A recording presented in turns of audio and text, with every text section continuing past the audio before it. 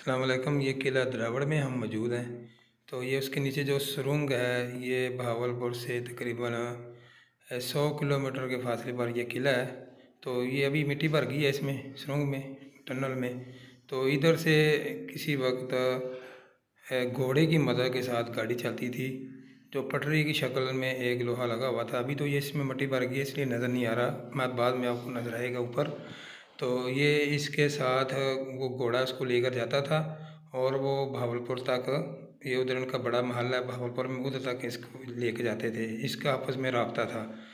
तो इसको मुख्तलिफ जगह पर उन्होंने बड़े बड़े रस्से में रोशनी के लिए और हवा के लिए ये जगह बनाई हुई है। जैसे ये इधर ही भी देखें, साथ ही बनाई हुई है। ऐसे ही किले के अंदर एक दो जगह, किले के अंदर ही दो जगह पर बनाई हुई है, और ऐसे पूरे रस्से पे नज़र आती हैं हल्की हल्की ये जगह बनाई हुई हैं हवा के लिए और रोशनी के लिए। तो ये देखें, अभी इसमें मिट्टी भर चुकी है, नज़र नहीं आ रहा सही तरीके के साथ, मगर ये आपको कुछ दिखाने की कोशिश की जा रही है कि ये क्या सूरत हाल है। इधर नीचे आकर ये देखें, ये साइड पे जो पटरी नज़र आ रही है, इसके साथ वो चलती थी। वो कोई मशीन है जो ये चलने वाली, जिसको जो घोड़े की मदद से एक या दो बंदों को लेकर जाती थी। तो ऐसे ही पूरे किलों में